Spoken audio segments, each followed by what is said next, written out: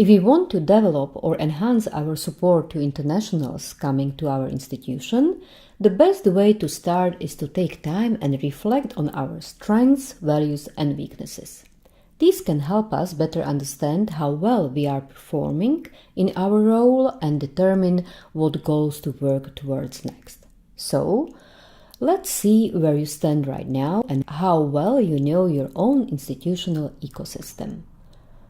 Let's imagine your institution symbolically as a house and draw it. Let's get started together. First, draw a house. Choose your flat and mark it by your name and job position. Indicate who your neighbors are, departments you cooperate or collaborate with. Name them, for instance, it can be HR department or research office or career development center or others. Next, think about the visitors to your flat. Who are they and how often do they come to visit you? What share of your flat visitors are internationals? Draw them in the form of stick figures and name them. International bachelor's and master's students can be red, PhD students green, and academics and researchers blue. What is the composition of your visitors in terms of international undergraduate students, PhD students, and academics? Draw a pie chart where the red color represents international master and bachelor students, green color international PhD students, and blue color international academics and researchers. Next, define whether there in the house is a caretaker or reception to welcome or guide the visitors through the house. If so, draw him or her as a special stick figure. After we almost completed our house, try to think of one professional help that makes you proud to live in your flat. Write it down. And last, try to estimate how international your block of flats or house is, from 1 to 10, where 10 is maximum. Write a number next to the door. Now that you have your house ready, let us see how well you know your house. Try to answer the following questions. Why is it great to live in an international house? Think and list 3 benefits. How do you attract your red, green, and blue visitors? Give an example for each category of visitor.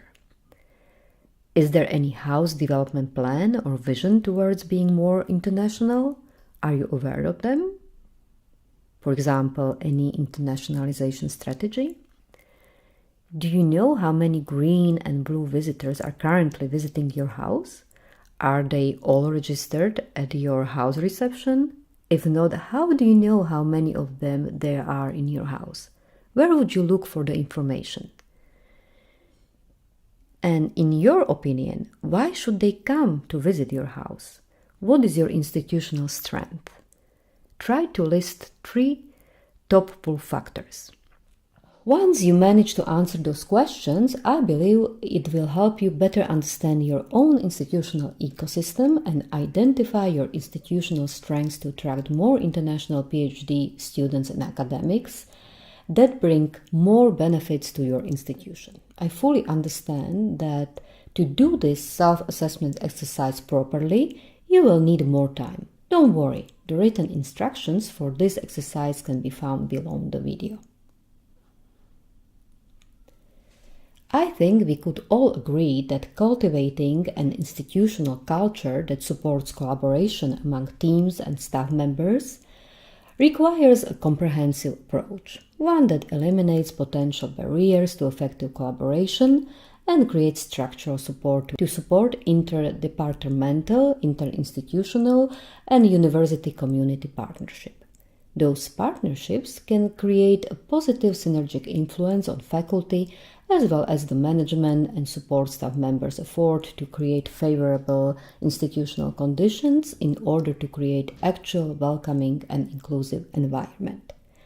In next videos, I will present details on respective internal processes, so stay tuned.